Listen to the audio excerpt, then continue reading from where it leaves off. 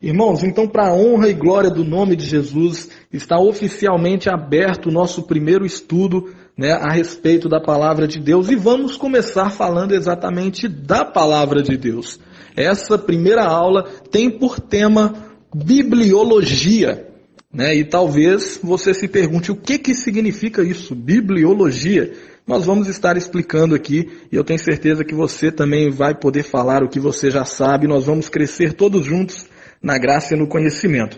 Primeiro eu vou citar, vocês notaram que nós enviamos aí uma foto, e nessa foto tem aí citando os títulos de tudo que nós vamos comentar aqui hoje, de tudo que nós vamos falar a respeito, e tem aí cada título e subtítulo. No áudio 1, Fabrício Gonçalves aí, não quer dizer que só eu vou falar, quer dizer que eu vou estar dando abertura no áudio, e depois também a mesma coisa com um dos meninos aí, nós vamos comentar a respeito. E sobre o que eu vou começar falando? Eu vou começar falando sobre o que é bibliologia. Talvez você se pergunte, o que é bibliologia? Eu quero saber desde quando eles postaram, eu quero entender o que é bibliologia. Para que a gente entenda, precisamos compreender que a palavra bibliologia, ela provém de uma palavra grega, ou melhor, de duas palavras gregas, que é a palavra biblia e a palavra logia, logos. E essas palavras têm os seguintes significados. A palavra biblia, ela significa uma coleção de livros. Ela significa ali uma sequência, vários livros reunidos. E a palavra logia, que vem de logos, significa estudo, doutrina. Então nós entendemos que bibliologia é o estudo, é a doutrina de uma sequência de livros, de um grupo de livros que se chama Bíblia. Amém? Então, esse primeiro áudio é respondendo o que é bibliologia. Espero que os irmãos tenham entendido isso aí. Agora, pessoal, vou estar respondendo aqui a segunda questão que está aí no índice. O que é a Bíblia? Talvez você já tenha se perguntado, por que esse livro que a gente tem, que a gente leva para a igreja, se chama Bíblia?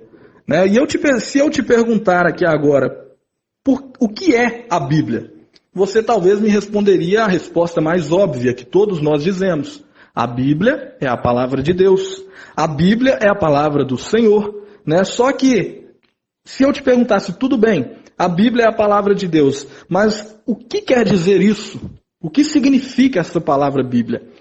O significado dessa palavra, irmãos, que já é a segunda e a terceira questão aí desse áudio 1, o significado dela é o seguinte: Bíblia, no grego, biblia, significa uma coleção de livros.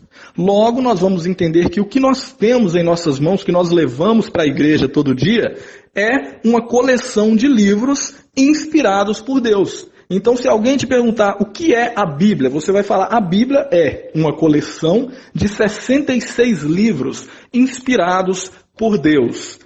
Então, nós sabemos disso agora. A Bíblia, ela sendo uma coleção de livros, nós podemos falar, será que a nossa Bíblia, ela tem diferença de qualquer uma outra coleção de livros? É claro que tem. Por quê? Porque além de chamarmos ela de Bíblia, nós colocamos um outro significado maior, quando nós chamamos de Bíblia Sagrada. Então, agora nós entendemos o significado dessa palavra para nós. A Bíblia que nós levamos é a Bíblia Sagrada, ou seja, nela contém palavras sagradas, palavras que vieram do próprio Deus, ou melhor dizendo, que Deus inspirou os seus servos, os profetas, para poder escrevê-las e deixá-las aí para nós. Estou gravando os áudios de 2 minutos, prestem atenção. O quarto ponto que nós temos aqui no nosso estudo é quem é o autor das Escrituras e quem foi que as escreveu. A gente sabe que a Bíblia, ela é um livro bastante grande, tem muita informação nela contida, e pelos títulos de cada livro que a gente medita dentro dela, nós vemos que ela não foi escrita por um só homem. Nós vemos, por exemplo, que tem o livro de Mateus, tem o livro de Tiago, tem livro de Isaías. Logo, a gente imagina que esses homens escreveram esses livros, vários deles escreveram esses livros. Então, o que a gente entende da Bíblia? Quem foi o autor da Bíblia e quem foi os escritores dela? Por que eu estou separando autor e escritores? Porque nós cremos que a Bíblia ela tem um único autor. E esse autor é o Espírito Santo de Deus, o próprio Deus. Ele é o autor da Bíblia Sagrada. Nós entendendo isso, nós precisamos entender agora quantos escritores ela tem. Por quê? Porque aqui eu já entro no quinto ponto. Como, quando foi que a Bíblia foi escrita? Em quanto tempo será que a Bíblia foi escrita? A Bíblia é um livro que foi escrito em um período de cerca de 1.500 a 1.600 anos. Então tente imaginar, a Bíblia foi escrita desde o seu primeiro livro, que alguns historiadores afirmam que foi escrito por Moisés, o livro de Jó, que dizem ser o mais antigo de toda a Bíblia. Entre o livro de Jó e a terceira carta de João, que alguns afirmam ser o livro mais novo da Bíblia, eles dizem que existe um período de tempo que abrange entre 1.500 e 1.600 anos de história. Desde o primeiro escrito até o último escrito, tem cerca de 1.500 a 1.600 anos de história. Logo, a gente entende que não tem como um só escritor ter escrito tudo isso. A Bíblia, por mais que ela seja um livro de autoria divina, o próprio Deus, através do seu Espírito, inspirou os profetas, inspirou os homens de Deus a escrever. A Bíblia é um livro que foi escrito por homens. Logo, vários homens foram usados no decorrer da história para escrever as palavras nela contidas. E esses homens foram cerca de 40 escritores. Cerca de 40 escritores foram usados por Deus para poder escrever todas as Sagradas Escrituras, tudo que nós temos em nossa Bíblia, dentro de um período que abrange entre 1.500 e 1.600 anos de história. Irmãos, ainda sobre a autoria da Bíblia, por que a gente afirma que Deus ele é o autor da Bíblia? É claro que a gente vai usar vários textos bíblicos no decorrer do nosso estudo, não vamos gravar aqui narrando os textos bíblicos exatamente para o áudio não ficar longo demais. Mas por que a gente afirma? É porque no decorrer desses 1.500 a 1.600 anos de história, a personalidade do autor ela não muda. Nós vemos que desde o primeiro texto escrito por Moisés até o último texto escrito provavelmente pelo apóstolo João, nós vemos uma concordância, nós vemos um só caráter sendo apresentado. A gente vê o nosso Deus imutável sendo constante no que diz, no decorrer das Escrituras. Logo a gente entende que através do Espírito Santo, Deus veio inspirar os profetas, os servos dele, a escreverem as Sagradas Escrituras. No passado, gente, algumas pessoas criam que a escrita ela era feita da seguinte maneira. Alguns criam que o profeta ele se assentava para poder escrever e que Deus ia ditando palavra por palavra para ele poder escrever. Só que essa ideia ela não foi aceita, ela não é aceita pela grande maioria dos estudiosos. Por quê? Porque Deus, por mais que ele seja o autor da Bíblia, ele permite a cada escritor, ele permitiu a cada escritor, ele deu liberdade a cada escritor para usar as suas ferramentas que eles tinham na época para poder escrever. E quando eu digo ferramentas, eu quero dizer a respeito do conhecimento intelectual de cada um. A gente vai ter na Bíblia escritores, por exemplo, sábios como Lucas, que era médico, e vamos ter também homens simples, como Amós, que era um simples boiadeiro e que escreveu também a parte da Bíblia. Entendeu? Nós vamos ter homens sábios como Salomão, que era rei de Israel, e vamos ter pessoas mais humildes, como Pedro, que era um simples pescador, escrevendo, ambos sendo inspirados pelo mesmo Espírito. Agora, irmãos, para finalizar essa primeira parte do nosso estudo, eu quero falar aqui a respeito dos idiomas originais em que a Bíblia foi escrita. E quando eu digo idiomas, é porque não foi escrita em apenas um. A Bíblia ela foi escrita em pelo menos 3 idiomas. E o primeiro deles foi o idioma hebraico. A grande maioria do Antigo Testamento foi escrita em hebraico. Praticamente o Antigo Testamento inteiro foi escrito em hebraico. Algumas pequenas partes, algumas pequenas porções foi escrito em aramaico, que era também algumas pequenas partes foram escritas em aramaico, uma língua também antiga. O próprio Jesus ele falava aramaico, E o Novo Testamento foi escrito em grego, chamado de grego koiné, que é um grego popular, um grego que as pessoas entendiam. Os meninos mais para frente vão falar sobre a Septuaginta, e vocês vão poder entender melhor o porquê que o Novo Testamento foi escrito em grego, mas a gente pode já entender agora o seguinte, que a Bíblia foi escrita então em 3 idiomas principais.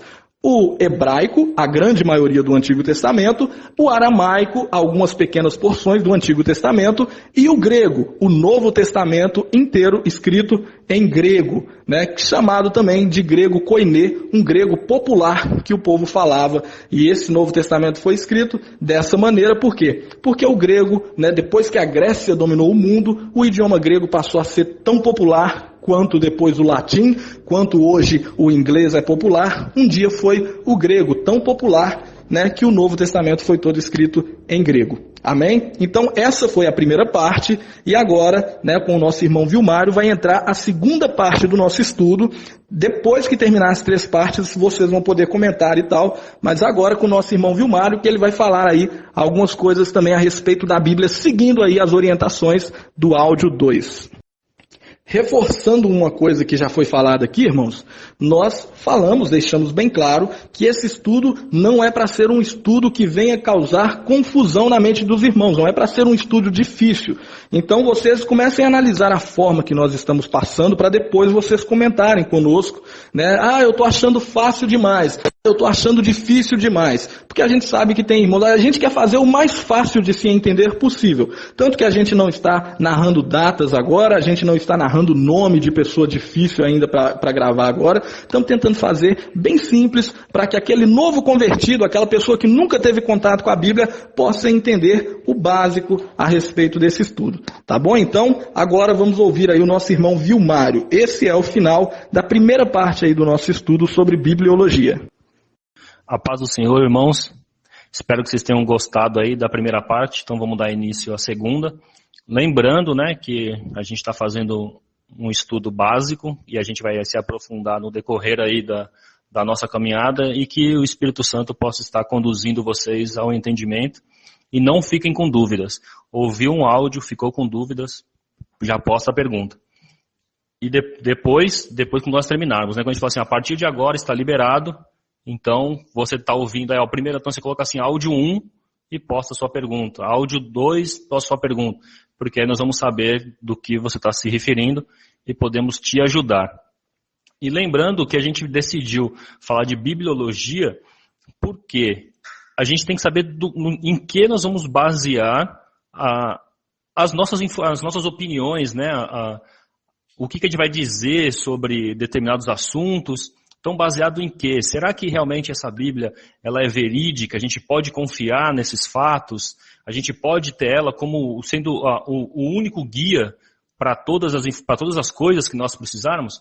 Então, para que a gente construa aquela base e a partir desta base nós possamos crescer em conhecer o nosso Deus, foi que nós optamos para a primeira aula ser bibliologia. Então, aqui nós vamos falar muitas coisas, né, de história, muitas coisas não referenciadas a versículos, porque primeiro nós vamos ter que identificar a veracidade de todas as informações que constam nesse livro. E assim agora, tendo certeza disso, a gente passa a estudar outros temas. Ok? Então eu vou começar no próximo áudio a minha parte falando os materiais que foram usados na escritura da Bíblia. Então, a segunda parte, ela inicia com a pergunta, materiais usados na escrita da Bíblia. A gente sabe que, como o Fabrício falou, a Bíblia ela foi escrita aí na sua totalidade, né? Mais ou menos aí entre 1500 a 1600 anos. Porém, nessa época, né, quando foi escrito lá a primeira linha, não existia papel e caneta do jeito que a gente tem hoje. Então, como que foi escrito isso? A gente pode lembrar aí algumas histórias da Bíblia, um exemplo, quando Moisés foi escrever, recebendo orientação de Deus, os 10 mandamentos, ele utilizou uma pedra. Né? Então, a gente sabe que naquela época, pedras foram utilizadas para escrever alguns trechos da Bíblia. Depois, um pouco mais para frente, foram utilizados papiro. O que é papiro? Papiro eram plantas originárias ali do Egito, onde elas passavam, né, por um processo químico, e aí depois de preparadas, elas eram utilizadas ali para estar escrevendo todos os versículos, né, todos os textos, para estar sendo guardado, e como quem pôde ler a Bíblia toda ali, o Velho Testamento, viu que Deus orientava que era necessário passar de geração em geração. Então, para que fosse guardado esse conhecimento, algumas pessoas, né, utilizaram ali papiros. E depois, um pouco mais para frente, eles começaram a usar pergaminho. Né? O pergaminho ele era feito com couro de animal e o pergaminho ele durava mais tempo.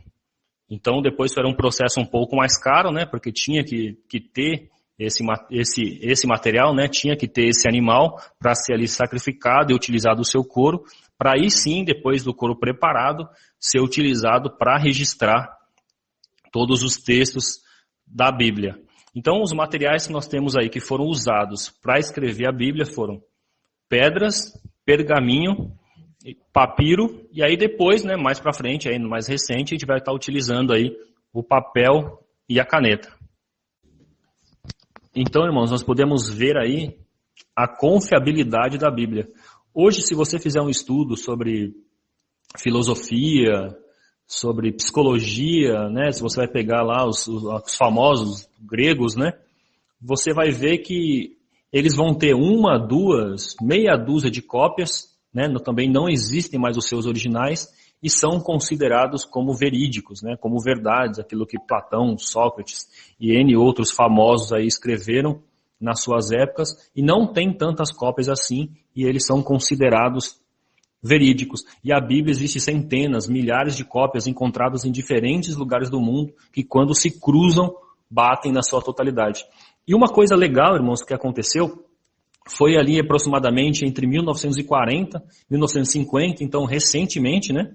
Nós tínhamos cópias até essa época aí de 1000 anos, 1000 e poucos anos, cópias da Bíblia, onde tinham ali pastores que estavam passeando por um determinado local e uma das suas ovelhas se perdeu. E aí ele foi jogando pedras, era um buraco ali perto do Mar Morto, e quando ele jogou pedras nesses buracos, ele procurando, né, as suas ovelhas, ele ouviu um barulho de vaso se quebrando. E ao ir verificar o que se quebrou, ele encontrou centenas ali de manuscritos. E esses manuscritos, eles eram mais antigos do que eles tinham 1000 anos mais antigos do que o mais antigo que tinha até aquela época. E quando foram cruzar esses textos, novamente bateu as informações quando foram cruzadas. Então a gente pode ter certeza que a Bíblia é um livro verídico. É um livro que você pode confiar no que está escrito. Né? A gente depois, no próximo, a gente vai falar sobre traduções das Bíblias. Então a gente pode ter aí, né, até um dos irmãos já citou nessa semana sobre algumas traduções, né, sobre algumas controvérsias, né, que pode haver nessas traduções. Porém, irmãos, hoje nós temos acesso, além das traduções, nós temos acesso aos textos originais, onde você também pode estar conferindo. Se caso você ficou com dúvida sobre uma tradução, procura saber aquela informação na original. Vocês já devem ter visto alguns pastores falarem. Na versão tal está escrito tal, porém no original nós podemos usar a palavra tal. Então hoje nós também temos acesso não só às traduções, como também acesso às versões originais. Vamos à próxima pergunta. Então, irmãos, a minha última parte aqui, né, sobre as perguntas, a gente vai estar respondendo agora sobre as principais traduções da Bíblia. E como eu disse para vocês nos outros áudios, nós vamos se ater aos principais. Né? Depois, mais para frente, a gente pode aí estar falando um pouco mais aprofundado ou dando para vocês locais para que vocês busquem essas informações. Então, das principais traduções da Bíblia, eu vou falar aqui para vocês de duas. A primeira que eu quero citar é a Septuaginta. A Septuaginta, ela é uma versão grega, onde diz aí, né, tem alguns que afirmam que ela foi escrita aí por 72 anciões eruditos, que fizeram essa tradução por 72 dias. Daí o nome de Septuaginta. Então, por isso que chama Septuaginta, porque foram 72 anciões que fizeram isso em aproximadamente aí 72 dias. A história também nos conta que na Grécia, né, a Grécia era quem dominava o mundo nessa época, e o rei ali ele decidiu criar uma biblioteca com livros de quase todos, ou de todas as regiões onde ele dominava. E foi identificado que ele não tinha cópias do livro sagrado dos Hebreus. Então ele foi e reuniu esses 72 anciões aí, hebreus, né? Lembra que quem tinha acesso, quem escrevia a Bíblia, quem fazia as cópias, né? Os copistas, ali, os escribas, igual a gente citou em áudios anteriores, tinham que ser judeus e tinha que ter esse contato ali, essa reverência da palavra. Então ele convocou ali esse povo. Eles ficaram isolados durante esse período de dias e ali eles fizeram a tradução da Bíblia da sua linguagem original para uma tradução grega. E muitas das traduções que nós utilizamos hoje, elas são traduções a partir dessa Septuaginta. Então, graças a essa tradução grega, que era uma língua difundida, né, por esse povo nessa época, hoje também facilitou a tradução para nós. E a segunda tradução que eu queria citar para vocês é a Vulgata Latina.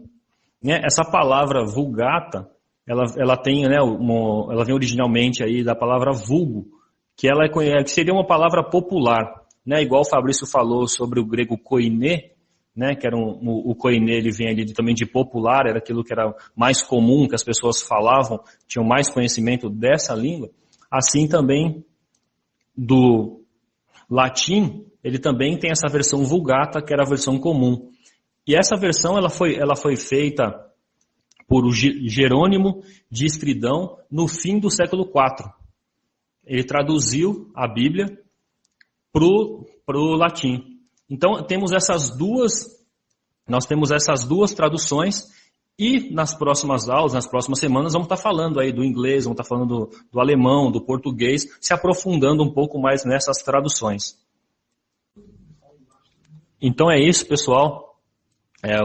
Agradecer aí a oportunidade, dizer para vocês, né, que é um prazer estar compartilhando com vocês esse conhecimento. E se caso vocês quiserem se aprofundar um pouco mais, né, vocês podem aí, na hora que for liberado as postagens, estar comentando, a gente vai comentar um pouco mais. Por isso que a gente está fazendo só os principais, para vocês terem uma ideia de que nós podemos confiar nesse livro, nós podemos viver o que esse livro nos ensina, para a honra e glória do nosso Deus. Então, muito obrigado pela oportunidade. Nós vamos falar também de outras traduções, né? Porque hoje nós utilizamos, na língua portuguesa, nós temos aí 4, 5 traduções mais conhecidas, mais utilizadas. Nós temos traduções em inglês, nós temos traduções que foram importantes do alemão, né? Então, nós vamos citar um pouco delas em outras oportunidades. Mas, por enquanto, eu quero agradecer vocês. Vou ficando por aqui com a minha contribuição. Espero ter contribuído para o crescimento de vocês e que Deus seja louvado em nome de Jesus. Muito obrigado. Agora vamos para a terceira parte aí com o Marcos Mendes. Meus irmãos, muito boa noite a todos e que a paz seja convosco, amém? Que alegria poder participar com vocês aí desse estudo maravilhoso. Eu estou aqui para dar continuidade ao nosso estudo de bibliologia. Espero que esse áudio possa contribuir bastante para o seu crescimento espiritual. Vou estar abordando alguns assuntos aqui, como a divisão da Bíblia, os gêneros literários da Bíblia, o período intertestamentário ou período interbíblico, os livros apócrifos e o tema central das Escrituras.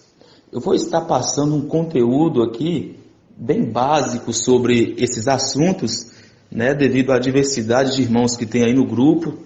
Mas você que já tem um conhecimento bem mais elevado, você vai ter a liberdade de complementar as palavras desse áudio e também está enriquecendo ainda mais o conteúdo que for passado aqui sobre esses assuntos. Tá beleza? Então vou encerrar por aqui esse áudio e vou dar continuidade no estudo no próximo áudio. Muito bem, dando continuidade aqui ao nosso estudo, vou estar falando agora sobre a divisão da Bíblia Sagrada. A Bíblia, irmãos, tem 66 livros, sendo 39 no Antigo Testamento e 27 no Novo Testamento. Testamento significa aliança. Sendo assim, a Bíblia está dividida em duas partes, a Antiga Aliança e a Nova Aliança. Os 66 livros da Bíblia não estão organizados em uma ordem cronológica. Eles vão estar organizados por gênero literário. E a partir de agora, nós vamos conhecer quais são esses gêneros literários. Muito bem, dando continuidade ao nosso estudo, falando sobre os gêneros literários. Existem 10 gêneros literários que vão organizar os 66 livros da Sagrada Escrituras. São eles: gênero literário leis, história do Velho Testamento, poesia, profetas maiores, profetas menores, evangelhos, história do Novo Testamento, cartas paulinas, cartas gerais e profecia. O primeiro gênero literário, lei, vai organizar os 5 primeiros livros da Bíblia que foram escritos por Moisés, conhecidos como Pentateuco ou como a Torá, como dizem os judeus. Esses livros da lei vão falar acerca dos estatutos, dos preceitos e das leis que Deus entregou ao seu povo por intermédio de Moisés. Em seguida, o gênero literário história, que vai organizar todos os livros históricos do Velho Testamento, de Josué até o livro de Esther. Esses livros históricos do Velho Testamento vai falar sobre os reis que iam surgindo em Israel, sobre suas batalhas e sobre suas conquistas. A seguir, vem o gênero literário poesia, que vai organizar todos os livros poéticos da Bíblia. Esses livros são repletos de salmos, de cânticos e de louvores a Deus. Falando agora sobre o gênero literário profetas maiores, que vai organizar os livros desde Isaías até o livro de Daniel. Por que profetas maiores? Por causa da importância de suas profecias e porque eles também foram levantados por Deus para profetizarem por um período maior de tempo. Em seguida vem o gênero literário profetas menores, que vai organizar os livros daqueles profetas que foram levantados por Deus para profetizar por um período mais curto de tempo. Agora vamos falar sobre o gênero literário evangelhos. Esse gênero vai organizar os 4 livros dos evangelistas Mateus, Marcos, Lucas e João, sendo os 3 primeiros sinóticos, tendo uma certa semelhança entre eles, e esses livros vai falar de Jesus de uma forma diferente, cada um deles. Por exemplo, Mateus vai apresentar Jesus como rei, Marcos vai apresentar Jesus como servo, Lucas vai apresentar Jesus como filho do homem, e João vai apresentar Jesus como filho de Deus, vai apresentar a natureza divina de Jesus. Em seguida, vamos encontrar o gênero literário História do Novo Testamento, que vai separar o livro dos Atos dos Apóstolos. Este livro vai narrar o surgimento da igreja primitiva e o seu crescimento. Vai enfatizar também os Atos dos Apóstolos, vai falar acerca dos seus testemunhos. Eles testemunhavam sobre a morte e a ressurreição de Jesus. Em seguida, vamos observar o gênero literário Cartas Paulinas, que vai organizar todas as cartas que foram escritas pelo apóstolo Paulo para serem enviadas para as igrejas daquela época. Agora encontramos o gênero literário Cartas Gerais, que vai organizar todas as epístolas que foram escritas para abranger todas as igrejas de todo o tempo, inclusive a nossa do século 21, pois essas são as cartas universais. E finalmente, o gênero literário profecia, que vai separar o livro do Apocalipse, um livro escatológico repleto de simbolismo e profecia, que significa revelação, que foi escrito por João na ilha de Patmos. E o que dizer do período intertestamentário ou período interbíblico? O período intertestamentário é o período que separa os últimos escritos do profeta Malaquias até o surgimento do profeta João Batista no Evangelho de Mateus, pois Deus ficou 400 anos em silêncio, não levantou nenhum profeta para falar com o seu povo, e nesse tempo ficou conhecido como o período do silêncio profético. Pessoal, já estou terminando aqui a minha participação, mas antes eu gostaria de falar um pouquinho sobre os livros apócrifos, que são aqueles livros que não foram inspirados, não passaram pelo cânon sagrado. No início falamos sobre a inspiração que Deus deu aos profetas para escrever os livros, e desde quando Deus usava os seus profetas para escrever os livros, sempre existiu livros apócrifos. mas durante o período de silêncio profético, que é o período interbíblico, que Deus não levantou nenhum profeta para falar em Israel, para ser inspirado por ele, para falar com o povo, começou a surgir esses livros apócrifos. Mas esses livros foram rejeitados da Bíblia, pois não são inspirados esses livros. E apócrifo quer dizer oculto ou escondido. Meus irmãos, já finalizando aqui a minha participação, eu gostaria de fechar aqui com uma pergunta, já trazendo também a resposta. Qual é o assunto central da Bíblia? Sabemos que todos os livros têm sempre um tema, têm sempre um assunto central. E a Bíblia Sagrada? Qual é o assunto central da Bíblia? O assunto central da Bíblia é Jesus Cristo. Jesus, ele é o assunto central desde Gênesis ao Apocalipse. Cada livro da Bíblia, cada capítulo, cada versículo vai convergir para Jesus, porque a Bíblia ela é cristocêntrica. Jesus vai dizer em João capítulo 5, versículo 39, vocês examinam as Escrituras, porque convém ter nelas a vida eterna, e são elas que de mim testificam. Jesus é o Verbo encarnado, conforme João capítulo 1, versículo 14, o Verbo se fez carne e habitou entre nós. Tudo vai convergir para Jesus.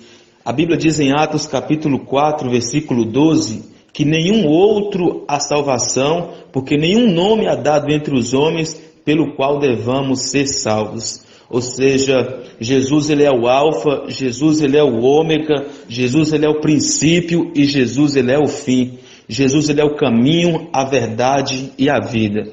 Que Deus abençoe a todos e que todos tenham um ótimo estudo e vamos continuar complementando esse áudio aí no grupo, que os irmãos possam enriquecer também cada palavra que foi aqui dita, para que todos possamos realmente crescer juntos na graça e no conhecimento do Senhor Jesus. Que Deus abençoe a todos.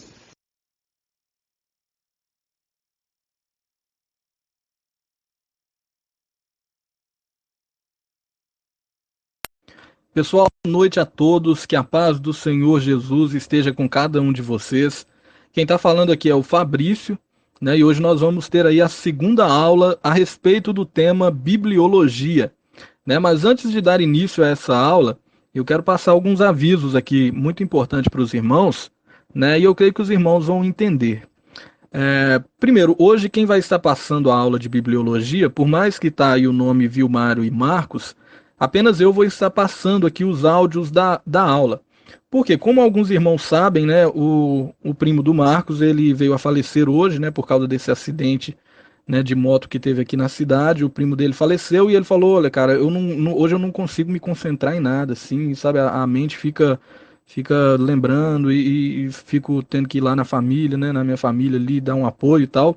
Então hoje eu acho que eu não vou conseguir me concentrar para estudar e passar para os irmãos isso, então você e o Mário passem aí.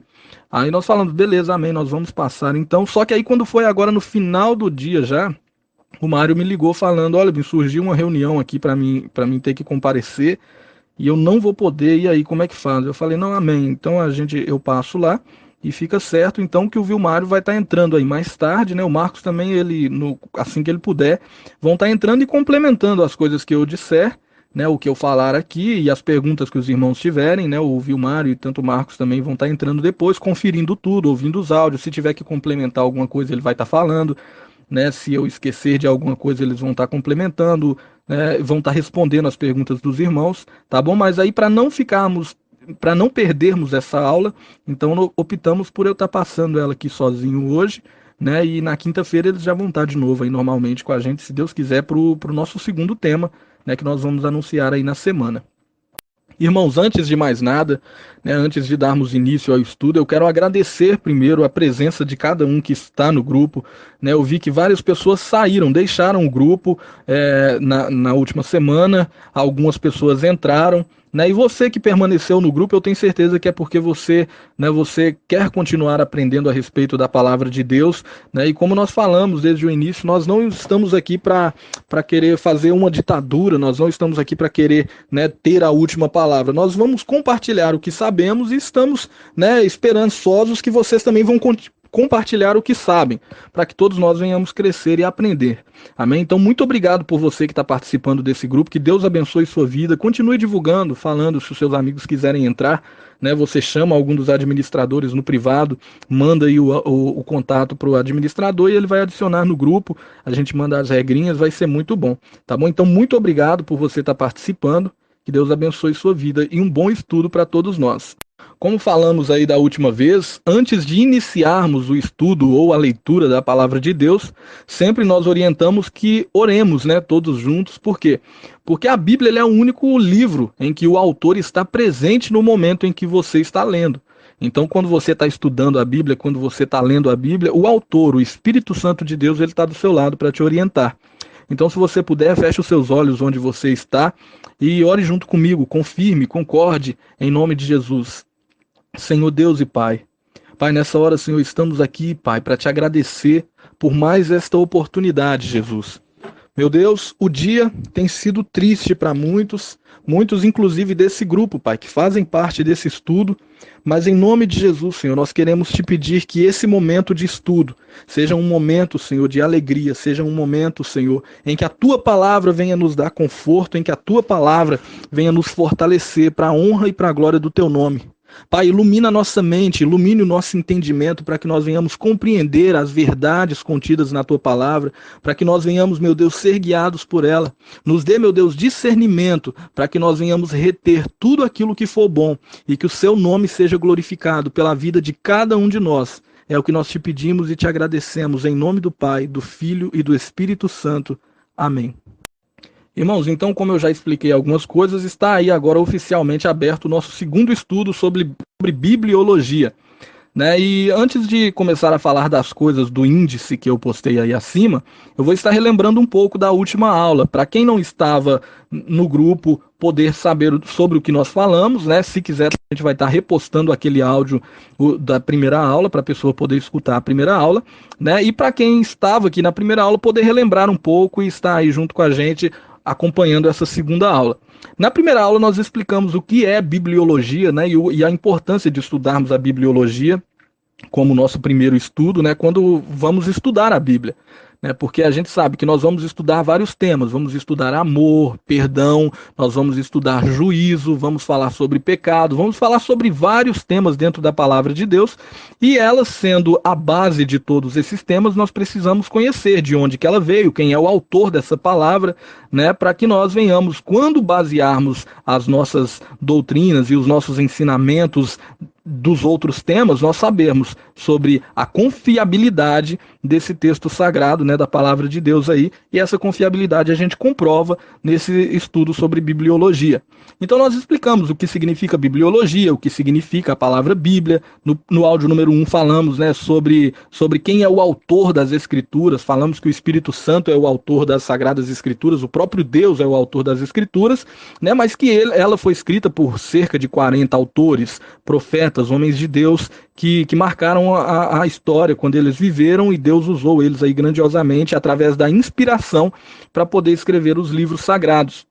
Falamos também quando que a Bíblia foi escrita, né, o período de 1500, 1600 anos de história que ela demorou para ser escrita, como que foi escrita. Falamos sobre os principais idiomas, os 3 idiomas originais que a Bíblia foi escrita, né, o Antigo Testamento em hebraico, com algumas pequenas partes em aramaico, já o Novo Testamento todo em grego, né. Falamos também aí sobre os materiais usados na escrita da Bíblia, na confecção dela, né, os materiais lá na época dos originais, que foram aí o pergaminho, o papiro, a pedra, vários materiais foram usados aí na confecção, na escrita da Bíblia. Falamos também sobre os originais da Bíblia, né, os manuscritos originais, né, aquele pedaço de papel que Paulo mesmo escreveu, aquele outro que Isaías escreveu, que Moisés escreveu. Falamos que eles não existem mais, os originais, né, mas que nós podemos confiar no texto bíblico pelo fato de Deus ter zelado por cada uma dessas cópias, né, ter levantado escribas e homens de fé para poder escrever isso, e esses homens tinham muita responsabilidade no que estavam fazendo. Então a gente sabe que a Bíblia é um livro autêntico. Falamos sobre a confiabilidade da Bíblia, e uma coisa até legal que citamos durante a semana foi que nem o próprio Jesus, né, sendo Deus, ele não rejeitou as escrituras do Antigo Testamento, ele leu elas aqui na terra e não rejeitou. Então, se tivesse algum erro nas cópias, o próprio Jesus teria dito, ele teria falado, né? Então, como ele não falou que tinha erro, ele concordou com essas escrituras, logo nos dá a entender que elas estão em perfeito estado para a honra e para a glória do Senhor. Explicamos aí sobre os pergaminhos do Mar Morto, né? Quando um pastor aí pastoreando suas ovelhas, uma delas se perde, ele vê uma caverna, joga uma pedra dentro da caverna para poder descobrir se a ovelha estava lá dentro, ouve o barulho de vaso quebrando. Quando ele entra para ver o que tinha dentro lá desse vaso, tinha muito pergaminho, vários vasos com os pergaminhos guardados dentro, falando a respeito aí das Sagradas Escrituras, esses pergaminhos, né, cerca de 1000 anos mais antigos do que o mais antigo que já existia. Né, e isso mostrou que eles não tinham discrepâncias entre si, eram idênticos, né, pouca diferença em alguns sinônimos de palavras, e isso veio comprovar a veracidade da Bíblia. Falamos também aí sobre as principais traduções, né, o Mário foi quem falou a respeito aí da Septuaginta, a tradução da Bíblia para o grego, foi uma tradução feita em 72 dias por 72 homens, é chamada a versão dos 70, né, a Septuaginta, a tradução da Bíblia do hebraico e aramaico, o Antigo Testamento do hebraico e aramaico, para o grego, na época, né, em que Alexandre dominava o mundo e que ele queria reunir todos os livros ali na biblioteca. E aí, quando ele pediu, né, para que esses eruditos, esses homens de Deus, esses 6 de cada uma das tribos de Israel se reunissem e traduzissem a Bíblia e o Antigo Testamento hebraico para o grego. Falamos também da Vulgata Latina, né, a tradução da Bíblia para o latim, que foi feita aí por um padre chamado Jerônimo de Estridão, feito algum tempo depois já da Vulgata, muito tempo depois da Vulgata. Falamos também sobre as divisões da Bíblia, as divisões principais, Antigo e Novo Testamento. Falamos que a palavra testamento significa aliança. Falamos sobre os gêneros literários, que a Bíblia não está organizada aí por ordem alfabética, ou melhor, por ordem cronológica, né? A Bíblia está organizada por gênero literário. Então, você vai ver Davi, por exemplo, numa história lá nos Reis, lá em Samuel, você vai ver Davi numa história lá no livro de Crônicas, e depois vai ver Davi lá nos Salmos, uma distância um livro do outro, né? Mas é o mesmo Davi. Então, por quê? Porque tem livros de Davi que foram escritos na forma de poesia, eles estão organizados nos livros poéticos. Tem livros que foram escritos de pessoas que escreveram da parte histórica, quando Davi viveu, estão organizados na parte histórica da Bíblia. Então, a Bíblia está organizada não por gênero literário, né, não por ordem cronológica, aliás, né, e sim por gênero literário. Falamos também sobre o período intertestamentário, vou falar mais um pouco a respeito hoje, sobre os apócrifos também, livros apócrifos que não são inspirados, vamos falar também um pouco hoje.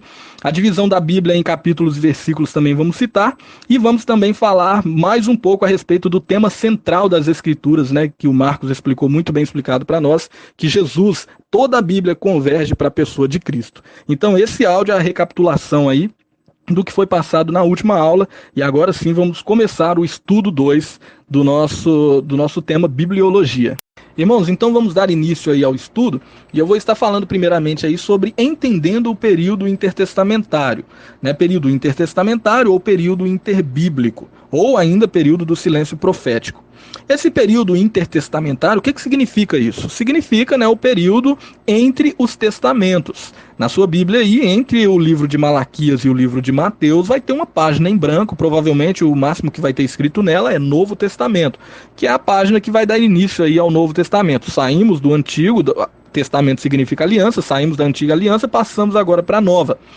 E o que isso quer dizer para a gente? Nesse período, né, de uma folha para outra, tem um período de 400 anos em que Deus não levantou nenhum profeta inspirado na terra para poder escrever. Né? Entre Malaquias e João Batista, que foi o que anunciou a chegada do Cristo, ficou aí um período de 400 anos sem nenhum profeta ser levantado em Israel. E talvez você diga, então o que Deus estava fazendo nesse período? Deus não estava fazendo nada, a história estava andando solta assim? É claro que não.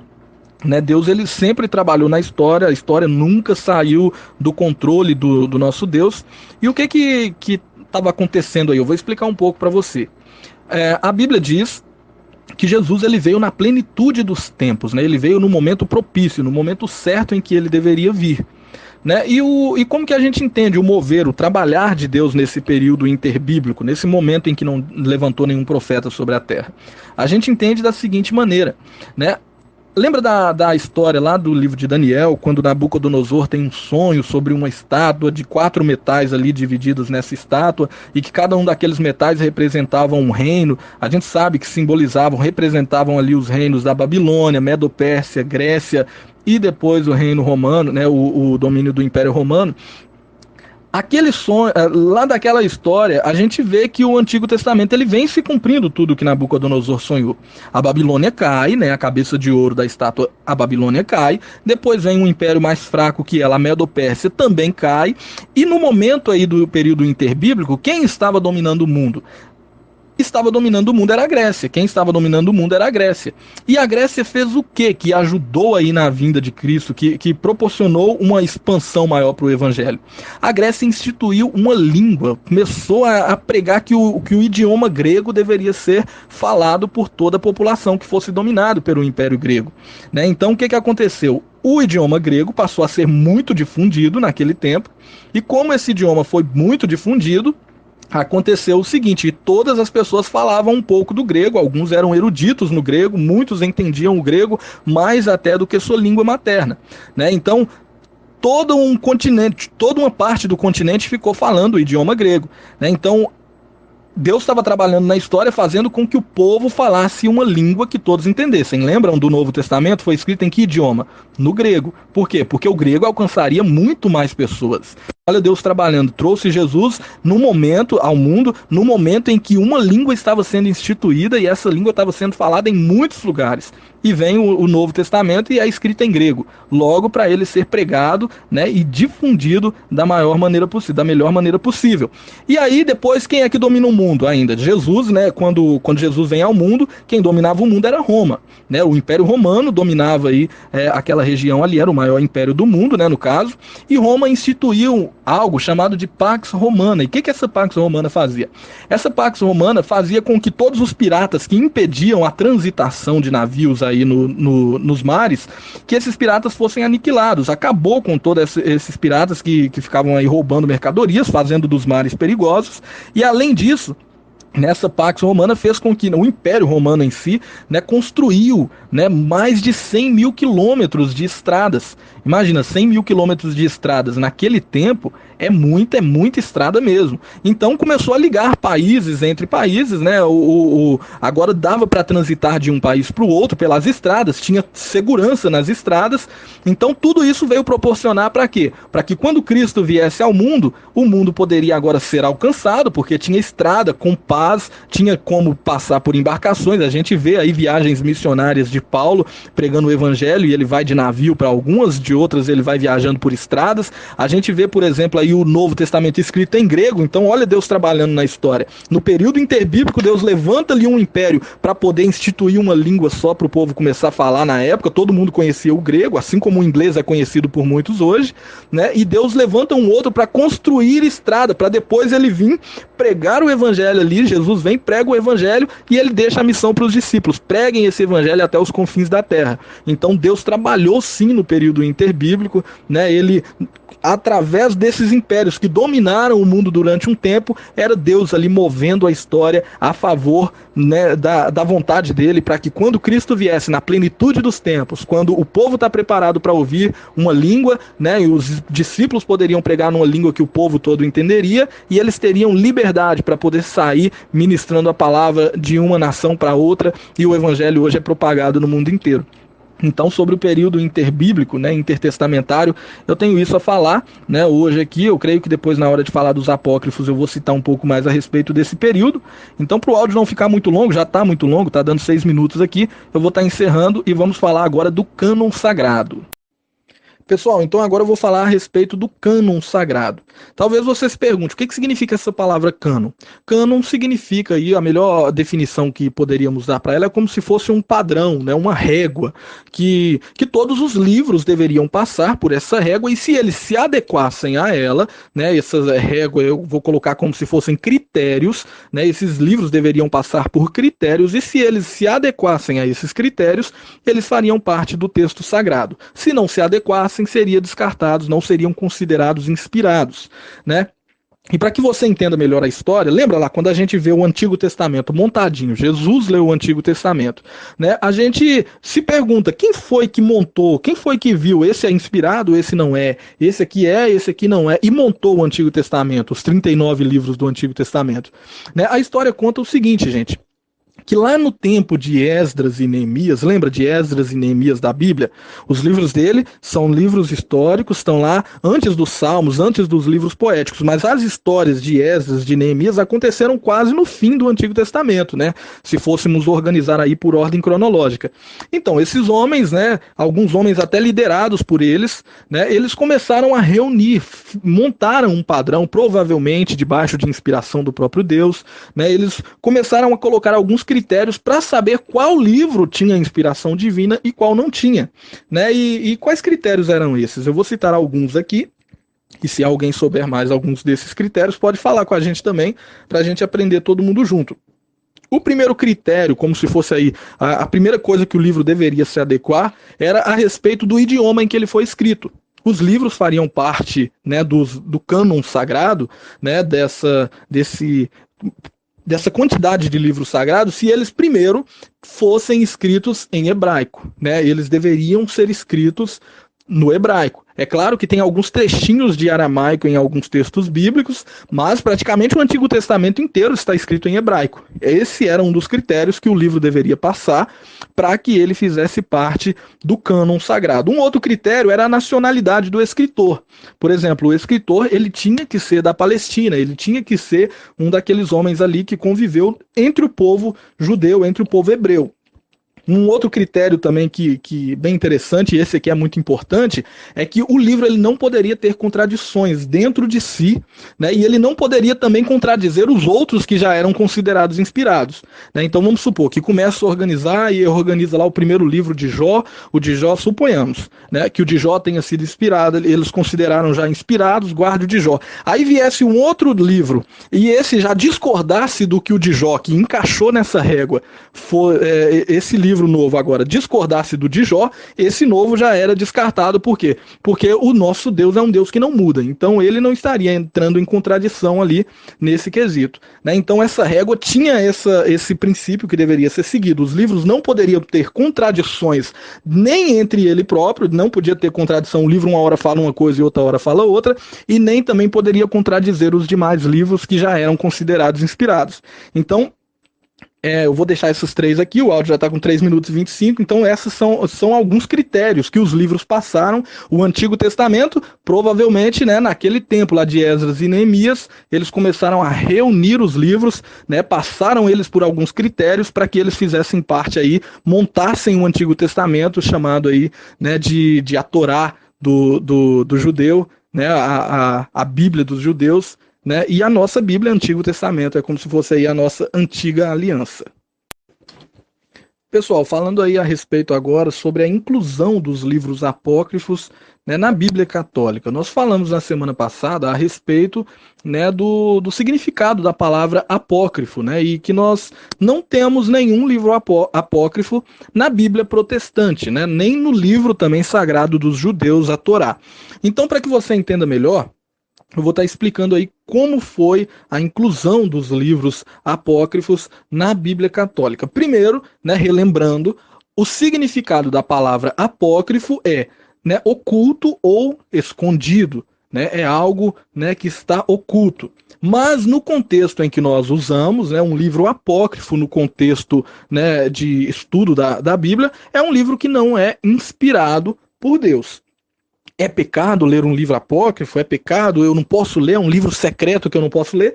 Não, é um livro de história comum. Ele vai estar contando algumas histórias do passado, de homens de Deus que fizeram muitas coisas no passado. É até interessante você ler esses livros, só que esses livros não são no mesmo padrão da Bíblia. Eles não passaram naquela régua, naquele cânon que eu citei anteriormente. Por quê? Porque alguns têm contradições dentro de si, outros, né, não passaram ali no critério do escritor, entendeu? Então, esses livros, por não passarem nesse cânon, né, nessa régua, eles não fazem parte aí da Bíblia Sagrada como inspirados, né? Esses livros por mais que eles contem histórias de homens de Deus, não são livros que nós devemos praticar à risca tudo que está escrito neles. A Bíblia, sim, tudo que a Bíblia ensina, os 66 livros inspirados, a gente deve seguir, deve obedecer, porque essa é a nossa única regra de fé e prática. Já esses livros apócrifos, né, que inclusive na Bíblia Católica tem alguns, na Bíblia Católica, versão Ave Maria, eu citei aqui na última aula sobre os 7 livros que tem inclusos nessa Bíblia. Esses livros apócrifos, eles, por não serem inspirados, não devem, então, ser obedecidos à risca, né? E quando é que eles foram inclusos na Bíblia Católica, já que eles não faziam parte inicialmente? Né, esses livros foram inclusos, né, no ano de 1546, num concílio chamado Concílio de Trento. Né, esse concílio ele foi criado, de certa forma, para combater a reforma protestante. Né, os reformadores, na época, começaram a pregar as verdades da palavra ali, foram contra alguns papas que estavam, né, alguns padres que estavam ali, de certa forma, inibindo a verdade do povo.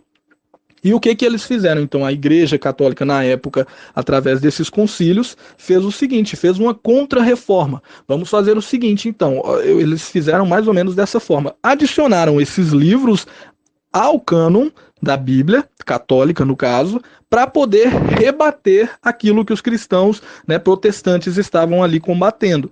Então, por exemplo, já que nos 66 livros algumas doutrinas não permaneceram, não conseguiam se fundamentar, eles acrescentaram esses 7 livros a mais para que essas doutrinas fossem fundamentadas por esses livros que já não haviam passado no cânon, né, na vara, na régua anteriormente. Entendeu? Então foi nessa época em que esses livros foram acrescentados.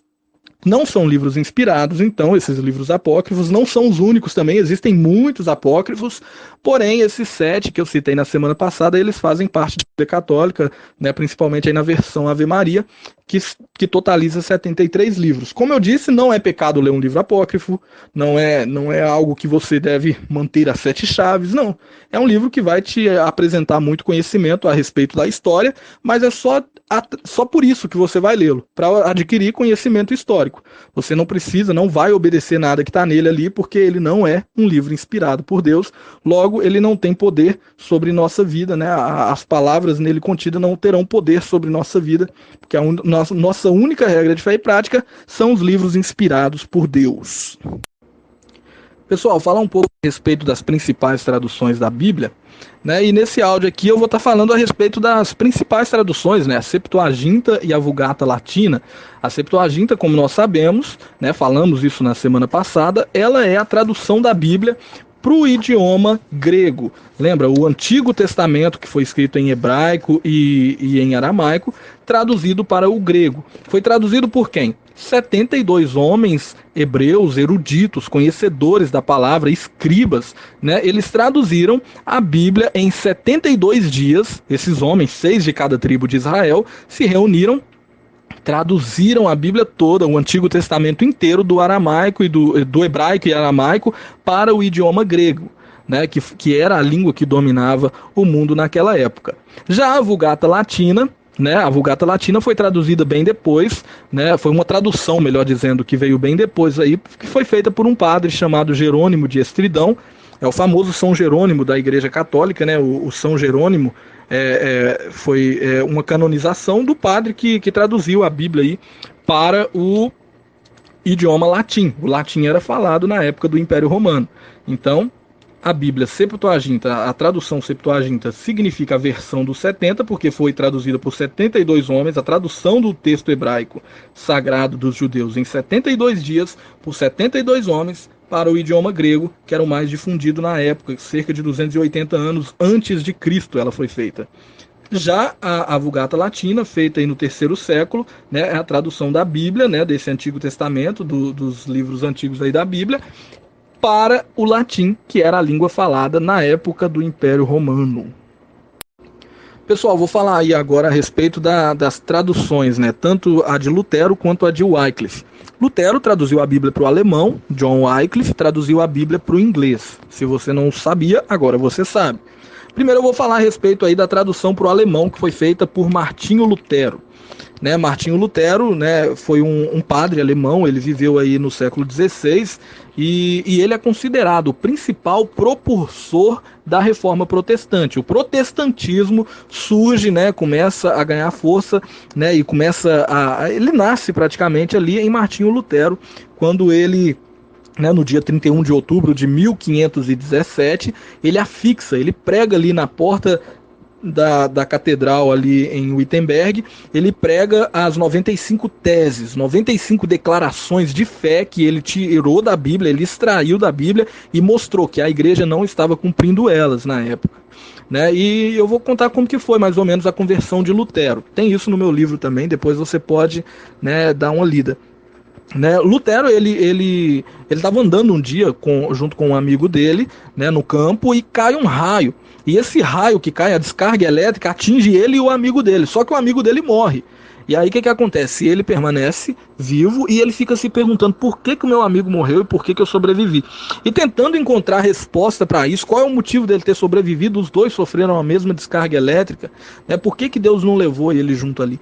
Né? E tentando encontrar essas respostas, ele começa a estudar os escritos de Santo Agostinho, um homem que viveu antes dele, né? E ele encontra o seguinte, ele, num certo dia estudando, ele encontra uma Bíblia escrita em latim, traduzida para o latim. E quando ele começa a ler essa Bíblia, ter contato com ela, todo dia ele lia, todo dia lendo, ele começou a ver o seguinte, gente, que a igreja da época, a igreja católica no caso, na época, ela não estava cumprindo os padrões que a Bíblia estipulava. A igreja estava pregando coisas que não se condiziam com o que a Bíblia estava ensinando.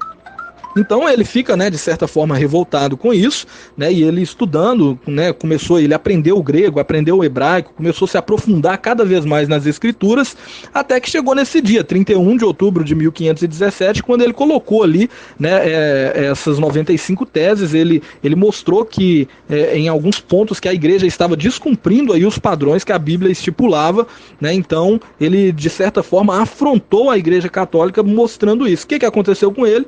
Passou a ser muito perseguido, né? E conforme ele ia sendo perseguido, ele acabou tendo que fugir. Fugiu para a Alemanha, retornou para a Alemanha ali, e quando estava, né, preso, escondido, ele começou a traduzir a Bíblia. Né, traduzir do latim, que era a língua falada até naquele momento. Olha só, século XVI, e o latim era a língua em que o povo tinha que ter as escrituras, né, e detalhe, o povo nem poderia ter. Quem tinha era só, né, só os padres, só os bispos, só os grandes homens ali da igreja que poderiam ter. O povo simplesmente ia lá e ouvia em latim, né, e não tinha o acesso à Bíblia como a gente tem hoje. E Martinho Lutero veio e viu que não, deve sim ter, e ele traduziu a Bíblia então para o alemão, né, demorou um tempo para ele poder traduzir, mas ele conseguiu traduzir a Bíblia para o alemão, né, e conforme essa tradução foi passada, o povo começou a tirar outras cópias e mais traduções, e vamos falar daqui a pouco sobre a próxima aí, que foi a de John Wycliffe aí, a próxima que nós vamos citar no caso, foi a tradução para o inglês. Então pensa aí, Martinho Lutero, né, o principal propulsor aí da reforma protestante, ele traduziu a Bíblia para o alemão, né, nessa época aí do século XVI, beleza? Já a tradução da Bíblia para o inglês, pessoal, foi feita por esse homem, chamada a primeira, né, foi feita por esse homem chamado John Wycliffe, né, ou Wycliffe, né? Esse homem traduziu a Bíblia para o inglês, ele foi um padre, no caso da Igreja Católica, né? E ele pregava o seguinte, que todo mundo tinha que ter contato com a Bíblia, todo mundo tinha que ter acesso à Bíblia no seu próprio idioma. Né? E o que ele fez? Ele traduziu a Bíblia para o idioma inglês, né? Ele terminou a sua tradução aí em 1380, né? Ele traduziu esses dois testamentos aí. E o que aconteceu com ele? Ele passou a ser muito perseguido, porque ele contrariava as doutrinas da Igreja Católica na época, que dizia, por exemplo, que a Bíblia, né, deveria ser lida só pelos mais importantes homens da Igreja, né, e que o povo deveria ouvir, de certa forma, calado.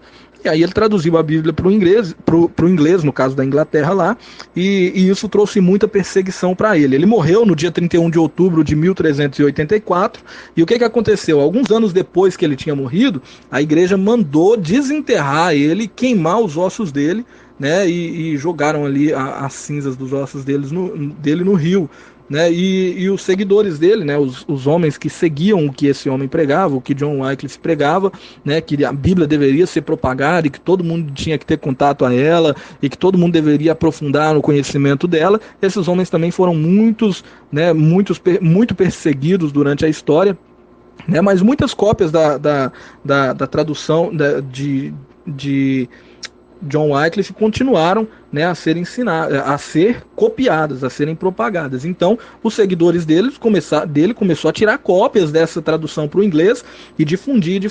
Muitas foram queimadas, né? A própria igreja comprava essas traduções e queimavam. Então, de certa forma, a igreja financiava eles a comprarem materiais para escrever mais, mas de certa forma a igreja também queimava muito dos materiais que eles estavam escrevendo, né? Mas graças a Deus, as traduções da Bíblia, hoje elas se encontram em muitas línguas, vou falar disso daqui a pouco ali, mas a tradução para o inglês foi escrito primeiramente por John Wycliffe, né, que viveu aí nesse período de 1324 e 1384 depois de Cristo.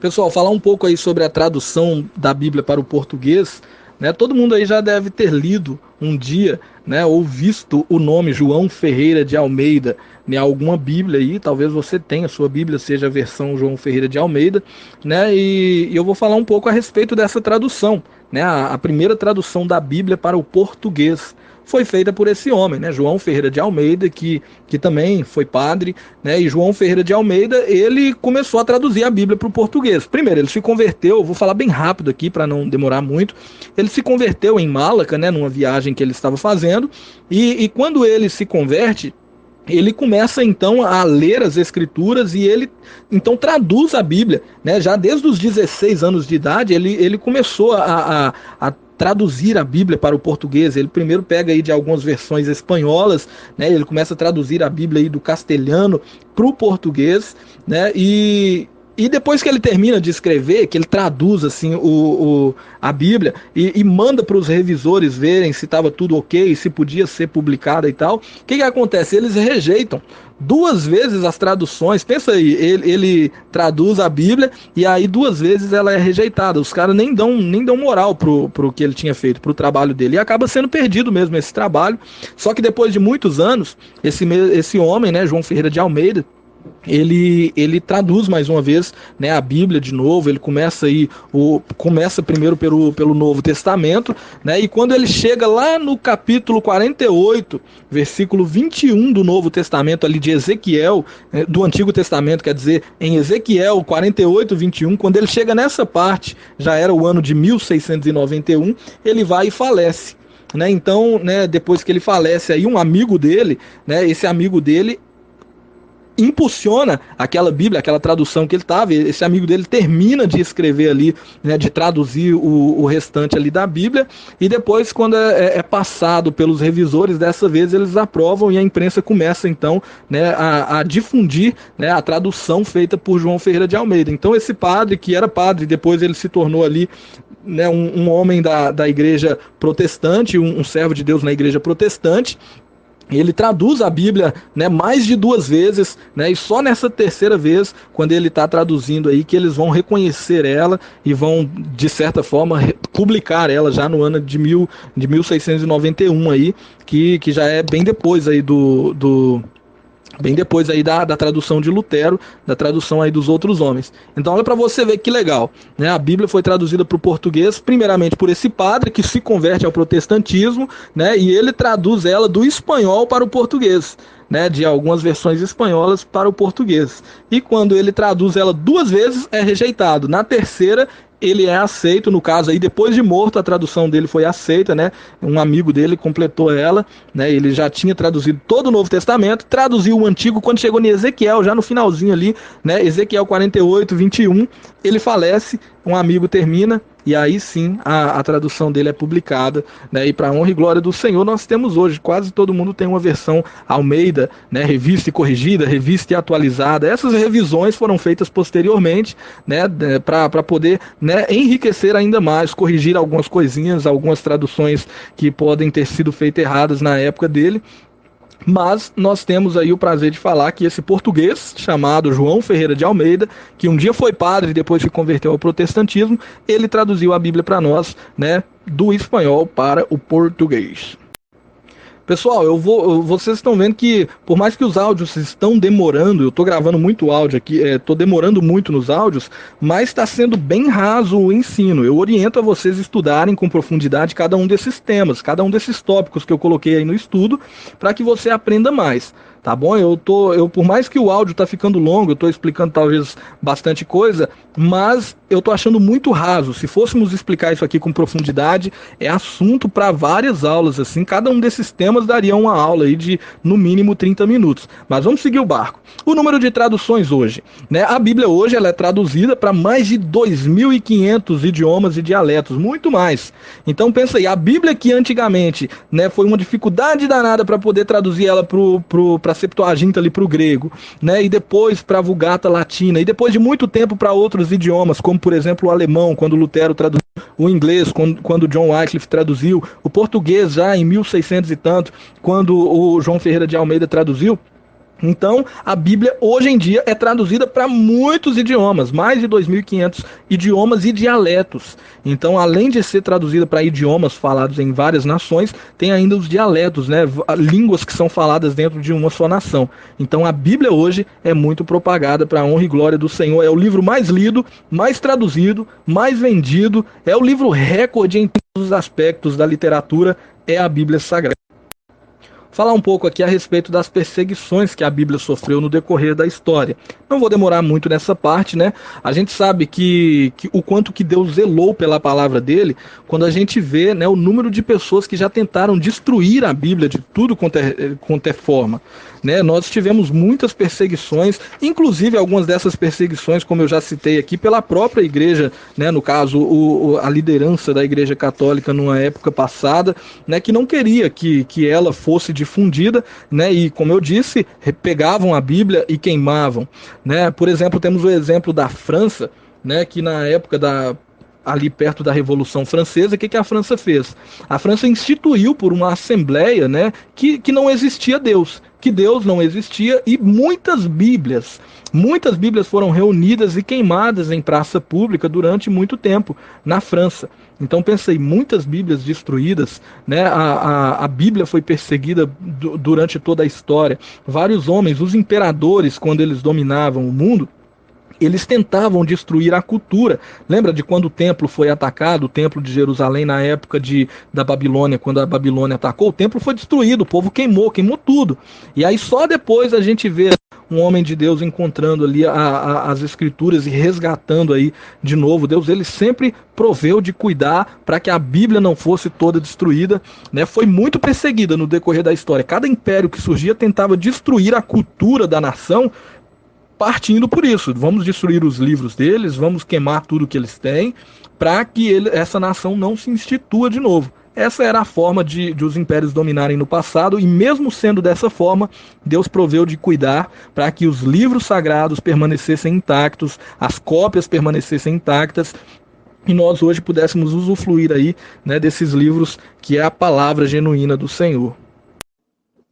Falar um pouco aí sobre uma pessoa que teve a vida perseguida, né, e acabou morrendo aí, né, por pregar a verdade, a palavra de Deus, né? Existem vários. Eu oriento até os irmãos a lerem um livro que eu acho muito legal, né? Eu até citei ele aqui no grupo, quando ainda era o grupo do Desafio 90 Dias, né, que é o livro Loucos por Jesus, né, do pastor Lucinho, que conta aí a história de vários mártires que morreram, né, por pregarem a palavra de Deus genuína e por permanecerem firmes nela, né? E nesse livro conta várias histórias, inclusive a história, né, de William Tyndale. William Tyndale foi um homem, né, um servo de Deus, que traduziu a Bíblia para o inglês também, só que ele traduziu partindo o quê? Do grego e do hebraico, ele traduziu dos originais, né? E ele foi muito perseguido também, morreu, né, por estar fazendo isso, por estar pregando a verdade. Ele era um dos seguidores aí do próprio, né, o que eu citei antes aí, o John Wycliffe, né? E E outra coisa, esses homens, né, por exemplo, tem os valdenses, os seguidores de um homem chamado Pedro Valdo, que também permaneciam fiéis ali à palavra de Deus, né, e eles não aceitavam mesmo as imposições forçadas da igreja na época, né, em que a igreja queria estar acima das escrituras, e por causa disso esse homem foi muito perseguido, foi morto, os seus seguidores também morreram, né, esse Pedro Valdo, ele traduziu a Bíblia aí para a língua romana, uma língua mais romantizada ali da época, em que o povo falava em uma certa região, é como se fosse um dialeto, né, foi muito perseguido por isso, né, homens como esse Pedro Valdo, né, homens como, por exemplo, esse William Tyndale, homens como o próprio, né, John Wycliffe, o Martinho Lutero, esses homens, eles deram a vida deles exatamente pela verdade, pela palavra de Deus, pagaram um alto preço por tentar difundi-la, por tentarem, né, espalhá-la para o máximo de pessoas possíveis, alguns pagaram com a própria vida. Por exemplo, a história de um homem chamado John Huss, né, esse homem ele pregava as verdades, ele não se desviava da Bíblia, né, ele foi um padre também da Igreja Católica há muito tempo atrás, ele pregava as verdades da palavra, seguia as verdades da palavra, mas o que ele pregava, por mais que estava na palavra, contrariava a vontade da igreja romana. E aí o que a igreja fazia? Perseguia. Esse John Huss, por exemplo, ele morreu queimado, né, porque eles queriam que ele negasse tudo que ele estava ensinando. Ele falou, não posso negar, porque se eu estar negando, eu vou estar negando a própria palavra, que diz essas verdades. Foi queimado, e no dia que ele foi queimado, a história conta que ele morreu cantando um hino ali, orando pelos que estavam fazendo aquilo por ele, falando, Deus, perdoa o que eles estão fazendo.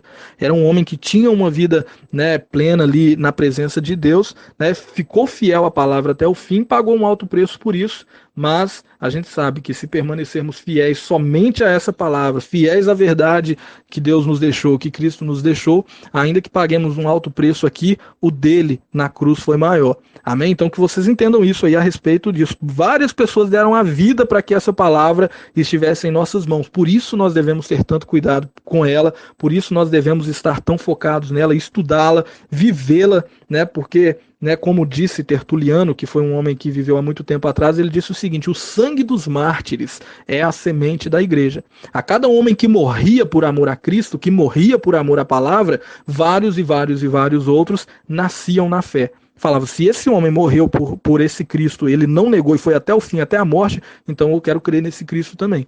Porque se esse homem deu a vida dele porque ele acredita que Cristo tem algo melhor preparado para ele, então eu quero ser assim também. Então, né, que nós venhamos pegar essa palavra hoje e entender isso. Né? A palavra de Deus para nós, ela deve ser estudada, vivida principalmente, porque eu tenho certeza que foi pago um alto preço, tanto por Cristo na cruz, quanto por esses homens no passado, para que hoje a gente tivesse uma Bíblia em nossa mão. Pessoal, bem rapidinho, coloquei aí a Bíblia de Wittenberg. Na verdade, não é Wittenberg, é Gutenberg. Né? E por que a gente colocou o nome desse homem aí? Né? Porque no ano de 1450, né, começou aí, através de um homem chamado Johann Gutenberg, a impressão do primeiro livro da história. O primeiro livro impresso da história foi exatamente a Bíblia Sagrada. Por isso que recebe esse nome, a Bíblia de Gutenberg, né? Foi quando esse homem, que demorou aí cerca de 5 anos para terminar essa impressão toda, né? Johann Gutenberg, ele imprimiu a Bíblia, né, em papel da maneira que a gente tem hoje aí. Pensa aí, foi a primeira impressora da história e o primeiro livro impresso não poderia ter sido, né, um de maior, né, nome, de maior renome, a não ser esse, a Bíblia Sagrada. O livro de todos os livros foi impresso, foi o primeiro livro impresso, né, no ano de 1455, terminou aí esse trabalho de impressão da Bíblia em latim. Feita por quem? Johann Gutenberg. Coloquei aqui de novo os manuscritos do Mar Morto, né, e tal. Já falamos dele, eu creio que eu repeti aqui. Mas só para dar uma reforçada, né, a gente sabe que no ano de 1947 foi descoberto aí uma série, vários e vários e vários manuscritos, que são considerados hoje os manuscritos do Mar Morto, né, nas cavernas do Qumran. Né, esses livros foram descobertos da seguinte maneira: um pastor passeando ali com suas ovelhas, né, pastoreando suas ovelhas, uma delas some. E aí ele vê uma caverna no alto e ele joga uma pedra dentro dessa caverna para ver se a ovelha estava escondida lá dentro. A pedra sai rolando e bate lá em algum pote e ele ouve o barulho de pote quebrando. Quando ele entra lá dentro da caverna para saber o que era, ele encontra vários potes, eram os locais onde os pergaminhos ficavam guardados, né? E ali, quando ele abre, esses pergaminhos ele vê que eram citações da Bíblia aí, e essa descoberta foi uma das mais importantes assim dos textos bíblicos.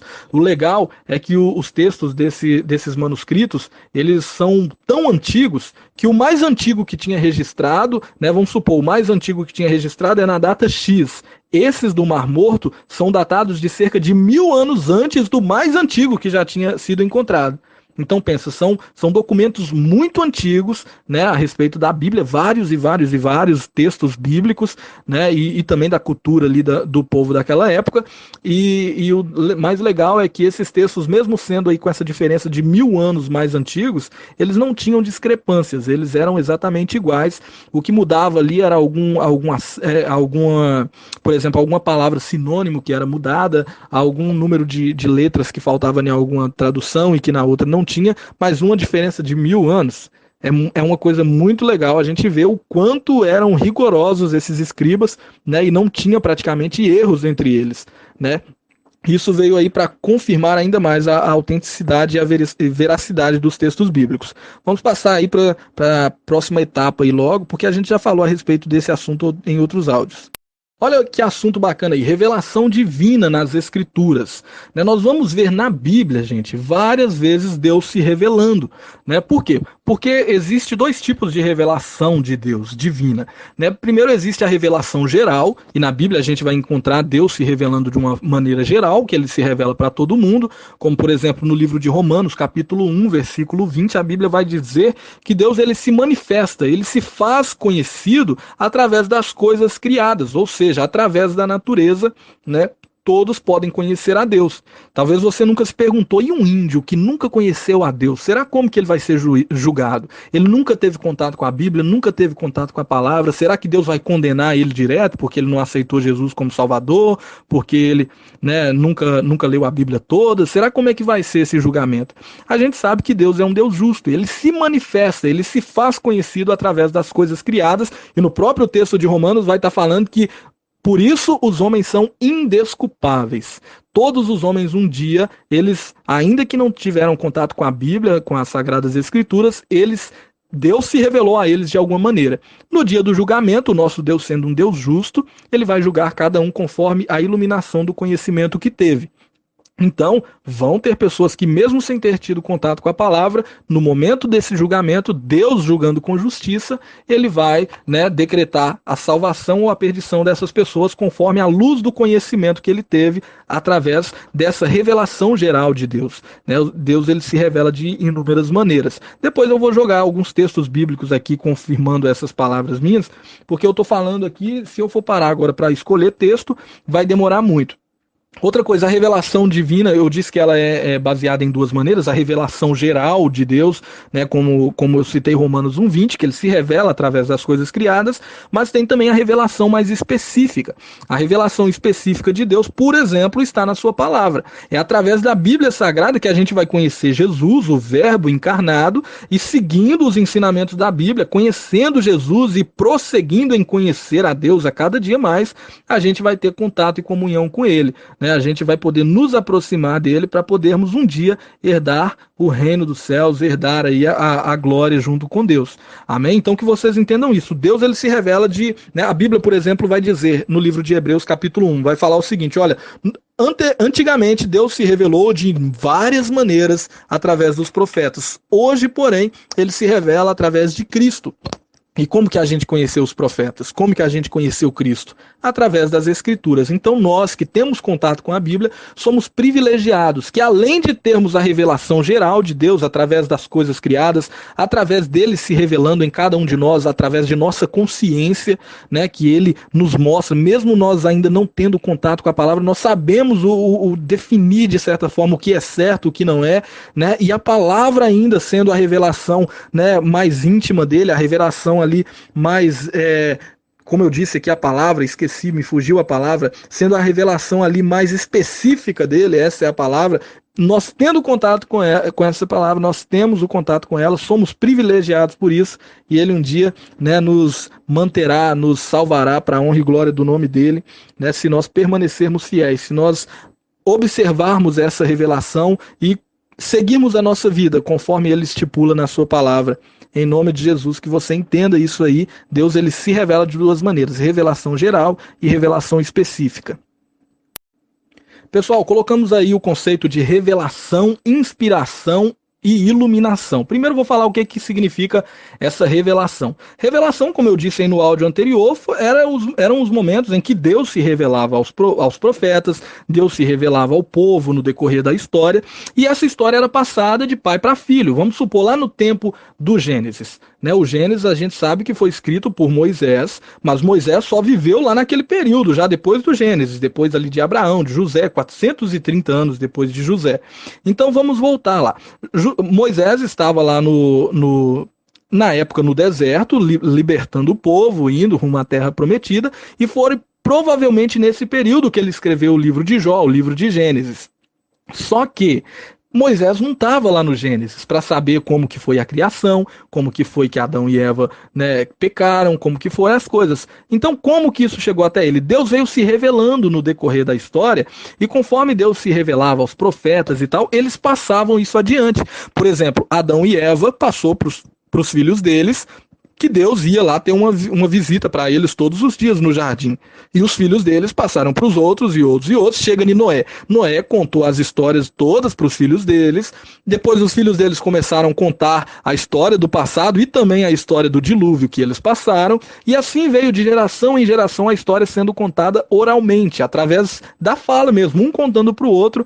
E a gente sabe que esse povo era muito fidedigno a contar uma história, porque esse povo, Jesus não criticou nenhuma das histórias. Se eles tivessem mentido no decorrer da história, Jesus seria o primeiro, porque ele sendo o próprio Deus, ele tendo feito tudo acontecer, ele teria vindo e falado, olha, aquilo lá que Moisés escreveu está errado. Mas como ele não falou, a gente sabe que tudo veio acontecendo certinho, tudo que o povo veio falando ali, não deixou ser aquele telefone sem fio que começa a história lá de um jeito, e quando chegou no Moisés já estava de outro. Não, naquele tempo não acontecia isso, não aconteceu isso. O povo veio contando a história, era passada de pai para filho, até que chega Moisés. E quando ele está ali no deserto, ele já tendo o contato com essas histórias, ele é inspirado por Deus a começar a escrever, a registrar essas histórias em textos, E ali em Moisés começa então aí os primeiros livros a serem escritos, Ele não tinha na mente dele que eu estou escrevendo a Bíblia, não, ele não estava com isso na mente, ele estava registrando as histórias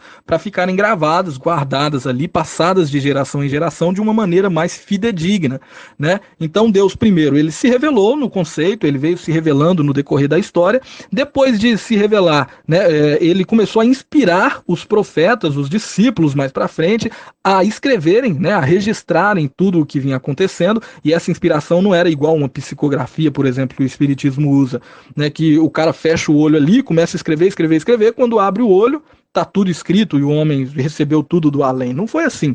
Deus, ele respeitou o intelecto de cada um dos profetas, e essa inspiração foi a vontade que Deus colocou neles de registrarem essas histórias da Bíblia, ou melhor, essas histórias, que se passaram no decorrer desse período todo, e esses homens não mentiram em momento algum, porque senão Jesus teria criticado essa mentira deles. Então eles não mentiram, registraram a verdade, os acontecimentos que Deus tinha feito no decorrer da história.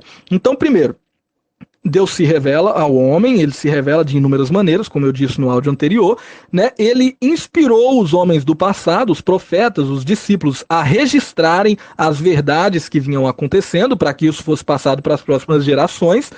E hoje, como que ele age em nós quando nós pegamos a Bíblia? Ele ilumina a nossa mente, para que nós venhamos entender a palavra dele. É por isso que quando você pega a Bíblia, o ideal é que você ore, você peça, Espírito Santo, Senhor, eu te peço, ilumina a minha mente, para que eu entenda o que o Senhor quer passar para mim através da tua palavra. E como que funciona essa iluminação? Você lê o texto e o Senhor Jesus, ele começa ali, através do Espírito, ele começa a trazer o entendimento, a compreensão do texto para você, e você consegue ser edificado cada vez que você lê a Bíblia. Pensa aí, a Bíblia é lida por pessoas humildes, pobres, pequeninas, que não têm conhecimento quase de nada, e são edificadas essas pessoas, e a Bíblia também é lida por homens grandiosos, que são conhecedores das letras, entendidos, e são também edificados com essas palavras. É um livro especial, porque o autor é especial, é um livro vindo do próprio Deus para nós, e ele fez isso, ele se revelou, ele inspirou os profetas a registrarem e hoje ele ilumina a nossa mente, nos guiando, nos dando a revelação, ou melhor, a iluminação do texto bíblico a cada vez que nós lemos. Pessoal, vou falar aí a respeito aí de duas coisas, vou tentar ser mais rápido agora, já está quase acabando, né? Vou falar primeiro sobre quando que foi a divisão da Bíblia em capítulos e versículos, né? E sobre a difusão da Bíblia hoje, como que ela está, né, tão difundida hoje em dia. Primeiro, a divisão da Bíblia para capítulos e versículos. Como a gente sabe, né, a Bíblia não foi escrita lá pelos profetas e pelos discípulos já com a divisão, né? 1 Coríntios capítulo 1, versículo 1. Não tinha nada disso. Era escrito direto, os discípulos, os apóstolos, né, e os profetas, eles começavam a registrar a história ali, e somente depois de muitos anos é que a Bíblia foi dividida em capítulos e versículos para facilitar a nossa compreensão e nós encontrarmos um texto com mais facilidade. Por exemplo, a Bíblia foi dividida em capítulos, né, pelo um homem chamado Cardeal Caro, e ele, né, dividiu a Bíblia em capítulos no ano de 1250. Então, olha só para você ver. A Septuaginta não era dividida, né, a Vulgata Latina não era dividida. Só em 1250 é que esse homem, Cardeal Caro, ele dividiu a Bíblia em capítulos e em versículos, né? Ou melhor, em capítulos, detalhe. Só foi dividida em versículos, né, no ano de 1550. Olha só, 300 anos depois que a Bíblia tinha sido dividida em capítulos pelo Cardeal Caro, é que um homem chamado Robert Stevens dividiu a Bíblia em versículos. Então, olha que bacana, né? A gente tem a Bíblia hoje aí, se eu te falar, encontra aí João, capítulo 3, versículo 16, você acha rapidão. Mas, antigamente não era assim. Se falasse, encontra aí aquele texto que fala, porque Deus amou o mundo de tal maneira, o homem que tivesse ali com a Bíblia na mão naquele tempo, teria que desenrolar o pergaminho para um lado, para o outro, sair procurando no meio das palavras, até encontrar ali no Evangelho de João, aquela citação que hoje para nós é tão fácil de achar. Então, graças a esses homens, né, o Cardeal Caro, em 1250, que dividiu a Bíblia em capítulos, e um homem chamado Robert Stevens, que dividiu ela em versículos no ano de 1550, é que nós temos aí tanta facilidade de encontrar os textos. E sobre encontrar os textos, torna-se tão fácil hoje em dia por mais uma questão, né? Aí no nosso tópico, aí no nosso índice, está escrito aí a difusão da Bíblia hoje. Hoje a Bíblia é o livro mais difundido do mundo, né? Como eu disse, a Bíblia é o livro recorde em todos os aspectos, inclusive na difusão dela. A Bíblia é o livro mais traduzido para o papel, é o livro mais impresso da história, é o livro mais vendido. A Bíblia hoje você encontra ela em áudio. Por exemplo, tem o Cid Moreira narrando a Bíblia aí, que é muito legal essa narração do Cid Moreira. Você encontra a Bíblia em áudio, você encontra a Bíblia em vídeo. Tem vários livros da Bíblia que são narrados em vídeo, assim, ó, toda aquela produção o Jesus, né, sendo representado ali, caminhando pela Galileia, operando os milagres, conforme os textos bíblicos, né? Então, tipo, tá narrando lá a história de Atos dos Apóstolos completinha em vídeo, em filme, é muito legal. A Bíblia hoje é difundida em aplicativo. Provavelmente você tem a Bíblia no celular. Se você não tem, o ideal é você baixar. Baixa em algumas versões diferentes. Você pode ter hoje a Bíblia em hebraico no seu celular. Você pode ter a Bíblia, né, no grego. Você pode ter a Bíblia no inglês. Você pode ter no português, na versão Almeida, na NVI, que é a nova versão internacional. É uma tradução feita posteriormente também para o português, uma versão nova. Né, tem a NTLH, que é a nova tradução na linguagem de hoje. Então a Bíblia é o livro mais difundido da história. Você vai encontrar a Bíblia em história de quadrinhos, por exemplo, que eu tenho aqui uma Bíblia contada em história de quadrinhos. Você vai encontrar a Bíblia em desenho. A Bíblia é o livro recorde em tudo, e inclusive na difusão é o livro mais propagado da história. Tem em áudio, tem em vídeo, tem em desenho, tem em quadrinhos, tem no papel, tem em aplicativo, tem de tudo quanto é forma. Então é legal a gente saber disso aí hoje. Só não tem uma Bíblia quem não quer. Pessoal, agora aí, olha aí embaixo aí, a gente quase no final tá falando aí o que a Bíblia diz da Bíblia. Né, eu vou citar aqui alguns textos aqui, né, sobre, a gente sabe que não vai encontrar a palavra Bíblia na Bíblia. Já falamos isso na semana passada, né, que não vai se encontrar a palavra Bíblia na Bíblia, a não ser na capa, né, porque essa palavra ela vem de uma origem grega. Então, o que acontece? Olha assim, quando Jesus se referir às Escrituras, quando os discípulos se referirem às sagradas letras, às Escrituras sagradas, né, à lei, eles estão se referindo à Bíblia em si, né, aos livros da Bíblia. Por que não usaria esse nome Bíblia, né, naquele tempo? O que acontece? Vamos ver uma das coisas aqui que a Bíblia diz da própria Bíblia, das Escrituras, né? Olha, em Mateus capítulo 22, versículo 29, tem escrito o seguinte: Jesus, porém, respondendo, disse-lhes: errais em não conhecer as Escrituras e nem o poder de Deus. Olha então o que Jesus diz para nós, que é um erro, a pessoa erra. O que é pecado? Pecado é errar o alvo. Então é um erro para o ser humano não conhecer as Escrituras.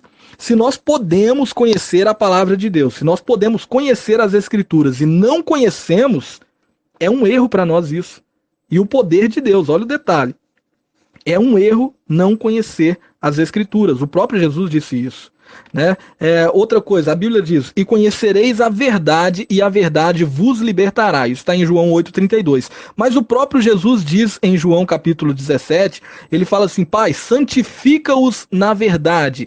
A tua palavra é a verdade. Então Jesus diz que a palavra é a verdade. E em João mesmo está dizendo que conhecereis a verdade e a verdade vos libertará. Então olha só, a palavra de Deus diz que a palavra de Deus tem poder, né, através dos seus ensinos, de trazer libertação para a vida do homem, através da pessoa de Cristo, pois é a palavra que nos apresenta Cristo. Olha em Oséias, por exemplo, capítulo 4, versículo 6, o que fala? O meu povo foi destruído porque lhe faltou o conhecimento. Oséias capítulo 4, versículo 6, na parte A do versículo diz isso. O meu povo foi destruído porque lhe faltou conhecimento. Conhecimento, como que a gente adquire hoje o conhecimento? Como que você aprende história, geografia, matemática, inglês? Lendo os livros dessas matérias na sua escola, né? E como que a gente obtém conhecimento da Bíblia Sagrada? Lendo ela, né? Conhecendo ela, estudando ela, como estamos fazendo aqui no grupo. E a Bíblia diz que o povo perece, o povo é destruído porque falta conhecimento a ele, né? Por exemplo, em 2 Pedro 3,18, a Bíblia fala assim: olha, crescei na graça e no conhecimento de nosso Senhor e Salvador Jesus Cristo.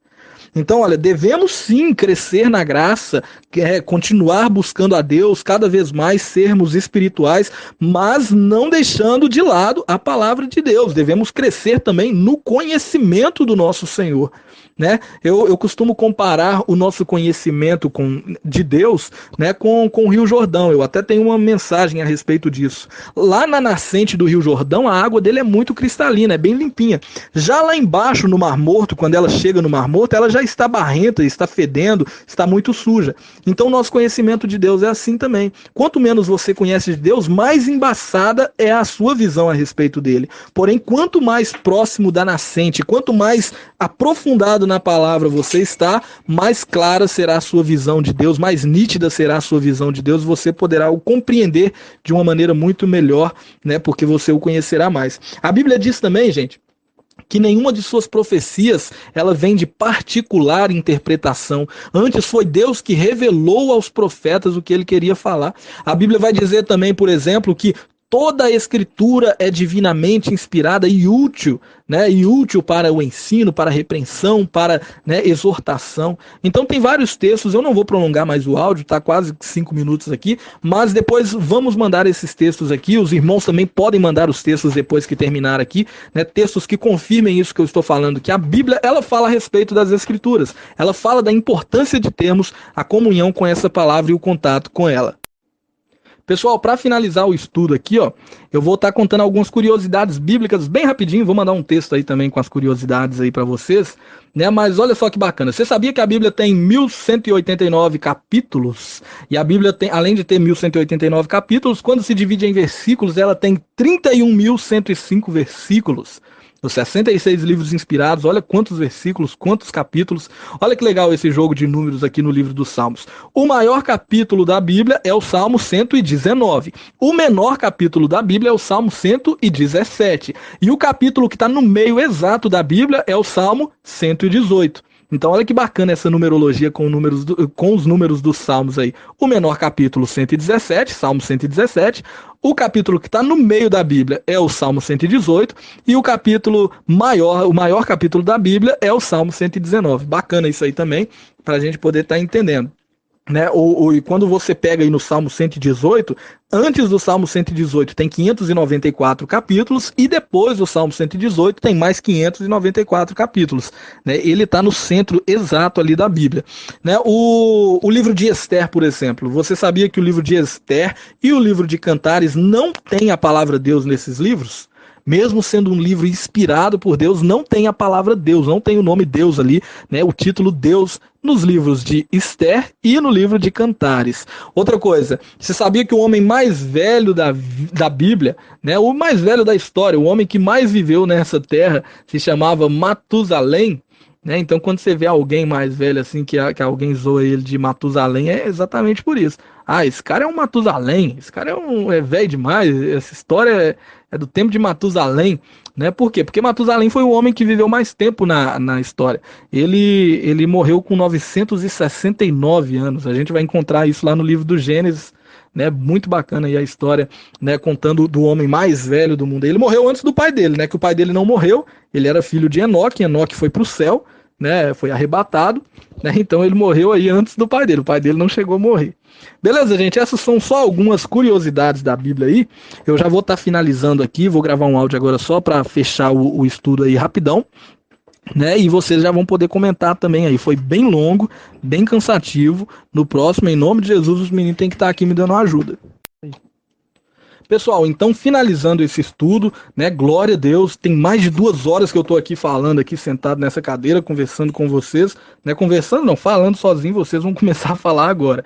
Né, e o que a gente aprendeu hoje? Hoje a gente, além de recapitular a aula 1, a gente entendeu mais um pouco a respeito do período intertestamentário, a gente falou sobre o cânon sagrado, falamos da inclusão dos livros apócrifos na Bíblia Católica, falamos também das traduções importantes aí, Septuaginta, Vulgata Latina, a tradução para o alemão feito por Lutero, a tradução para o inglês feita por John Wycliffe, a tradução para o português feita pelo padre João Ferreira de Almeida, né? Falamos aí sobre o número de traduções que existem hoje, aí várias traduções da Bíblia hoje, falamos também aí a respeito sobre, né, as perseguições que a Bíblia sofreu no decorrer da história, pessoas que deram a vida pela palavra, falamos sobre a primeira Bíblia impressa, né, pelo Johann Gutenberg, que imprimiu a primeira Bíblia aí em 1450, 1455, falamos também um pouco mais a respeito sobre os manuscritos encontrados nas cavernas do Qumran, no Mar Morto. Falamos também aí sobre a revelação de Deus, a revelação geral e a revelação, né, específica do Senhor aí nas Escrituras.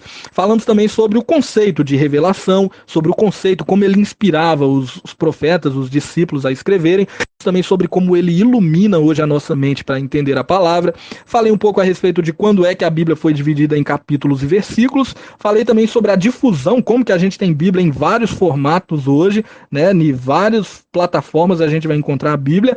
E falei também sobre o que a Bíblia diz da Bíblia, né? Contei algumas curiosidades no final e citei alguns textos aí fazendo referência à própria palavra. Gente, está aberto agora para vocês poderem comentar, né? Eu quero pedir até desculpa aos irmãos por eu ter demorado tanto, né? Eu falei muita coisa, eu creio que você que está ouvindo esse áudio aqui já está enjoado de ouvir minha voz, então agora fala um pouco aí, a gente quer ouvir sua voz aqui também, mudar um pouco essa tonalidade, esse som aí, eu tenho certeza aí que vai ser muito bom a gente conversar a respeito dessa palavra, né?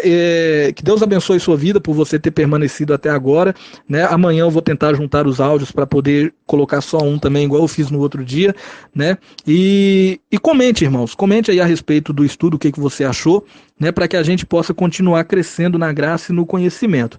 Para finalizar também aqui, eu já quero falar a respeito de porquê, né? Relembrando, o Marcos e o Mário não estiveram aqui hoje. O Marcos é porque veio falecer nessa semana um primo dele, né? Hoje faleceu um primo dele na cidade, né? E ele tá muito para baixo, assim. Ele falou, irmão, eu não vou conseguir focar nos estudos e tal para poder passar para os irmãos.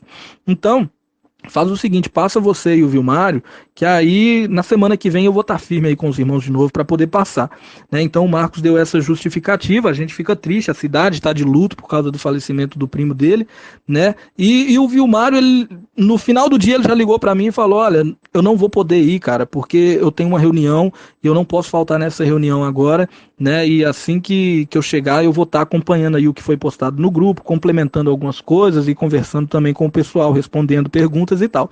Então agora você já sabe o porquê que eles não estão aqui, né? O porquê que só eu passei o estudo hoje.